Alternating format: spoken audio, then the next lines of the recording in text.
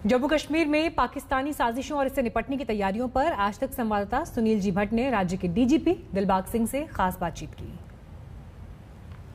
जिस तरीके से वायुसेना स्टेशन पर जो है ड्रोन के जरिए धमाके कराए गए, जो अभी तक जांच हुई है उसमें क्या बात सामने आई है?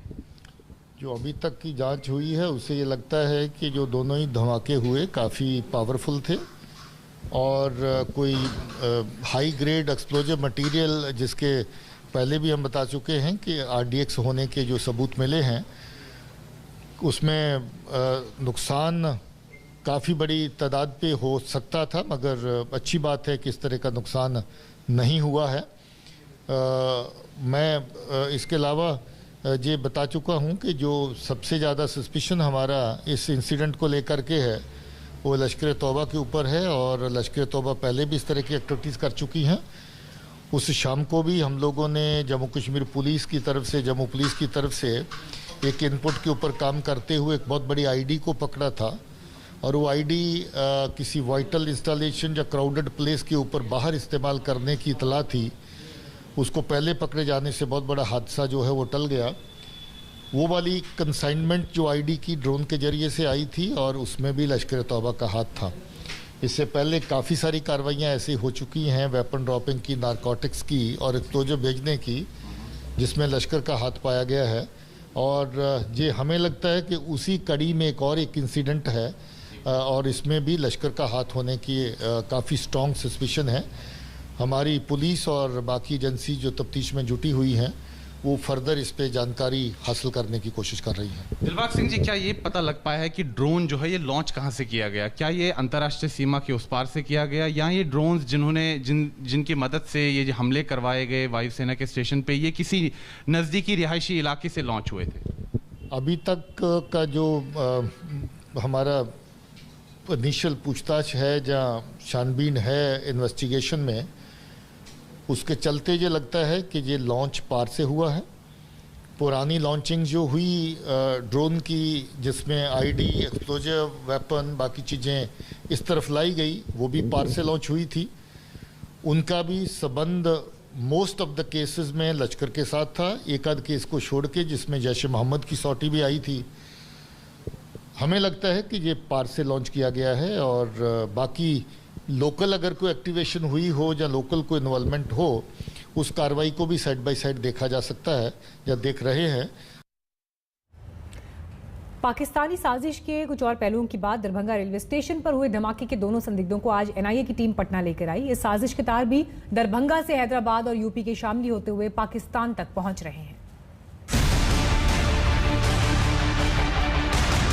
दरभंगा स्टेशन पर धमाका करके अंडरग्राउंड हो जाने वाले दोनों संदिग्ध आतंकी करीब 2 हफ्ते में एजेंसियों के हत्थे चढ़ गए। बुधवार रात को दोनों संदिग्धों की गिरफ्तारी के बाद NIA की टीम इन्हें लेकर आज पटना पहुंच गई। दरभंगा ब्लास्ट मामले में NIA की टीम ने 2 संदिग्ध आरोपियों को गिरफ्तार किया है और इन संदिग्ध आरोपियों को NIA की टीम गिरफ्तार करके पटना लेकर आई है। तस्वीरें देखिए पटना एयरपोर्ट की, जहां NIA की टीम हैदराबाद से गिरफ्तार किए गए इन 2 संदिग्ध आरोपियों को आज सुबह पटना लेकर आई है। इमरान और नासिर की गिरफ्तारी के बाद NIA ने इनके बताए ठिकानों पर छापेमारी भी की। हैदराबाद और दरभंगा में छापेमारी के दौरान NIA को ब्लास्ट से जुड़े कई अहम सबूत मिले हैं। आरोपियों के पास से ID बनाने से जुड़े दस्तावेज मिले हैं। इसके अलावा आरोपियों से कई मोबाइल फोन और डिजिटल सबूत भी जब्त किए गए हैं।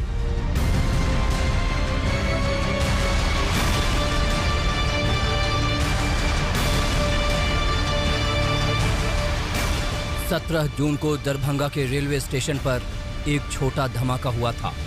प्लेटफॉर्म पर थोड़ी देर के लिए अफरा तफरी तो मची, लेकिन जान माल का कोई नुकसान नहीं हुआ था। जांच एजेंसियों को ये बात हजम नहीं हो रही थी कि स्टेशन पर इतने मामूली धमाके का आखिर मकसद क्या था। करीब 2 हफ्ते बाद इस छोटे धमाके के पीछे की बड़ी साजिश आखिरकार बेपर्दा हो गई। NIA ने बुधवार रात हैदराबाद से इस मामले में 2 आतंकियों को दबोच लिया। उन्होंने सिकंदराबाद रेलवे स्टेशन के CCTV फुटेज से चंद शख्स की पहचान की और उनको हिरासत में लिया। उनकी पूछताछ से इस पूरे जो टेरर मॉड्यूल है उसका पर्दाफाश हुआ। CCTV फुटेज से यह बात साबित हुई कि इन 2 भाइयों ने जो कि उत्तर प्रदेश के रहने वाले हैं और हैदराबाद में रेडीमेड कपड़ों का कारोबार करते हैं, इन्होंने पार्सल बुक की थी और इनकी मंशा हैदराबाद से दरभंगा जाने वाली एक्सप्रेस ट्रेन में धमाका कर आग लगाने की थी। दरभंगा में आतंकियों की द बर्निंग ट्रेन वाली साजिश। चलती ट्रेन में धमाके का बनाया था प्लान। धमाके और पटरी उखड़ने से बड़े नुकसान की थी साजिश। साजिश का जो पार्सल दरभंगा स्टेशन के प्लेटफॉर्म में फटा था, उसका असल टारगेट चलती ट्रेन में धमाके का था। कपड़ों के पार्सल के बीच छिपाकर रखा गया केमिकल बम अगर चलती ट्रेन में फटता तो आग लग सकती थी, पटरियों को नुकसान हो सकता था और बड़ी तादाद में मुसाफिरों की जान पर बनाती। लेकिन ये खौफनाक साजिश प्लेटफॉर्म पर ही नाकाम हो गई। कैसे जो आतंकवादी हैं वो इस ट्रेन को द बर्निंग ट्रेन बनाने की बड़ी साजिश रच रहे थे और जो 100 मिलीलीटर के इस छोटे से बोतल में लिक्विड बम यानी कि लिक्विड केमिकल बम का जो है वो इस्तेमाल किया गया था। लेकिन सवाल एक और भी उठता है जिसको लेकर केंद्रीय एजेंसियां अभी जांच कर रही हैं कि क्या इरादा सिर्फ उस ट्रेन को द बर्निंग ट्रेन बनाने का था या फिर कोई और बड़ी साजिश थी। एनआईए ने हैदराबाद से जिन 2 आतंकियों को दबोचा, उनके पाकिस्तान और लश्कर कनेक्शन के साथ खौफ की स्क्रिप्ट भी सामने आ गई।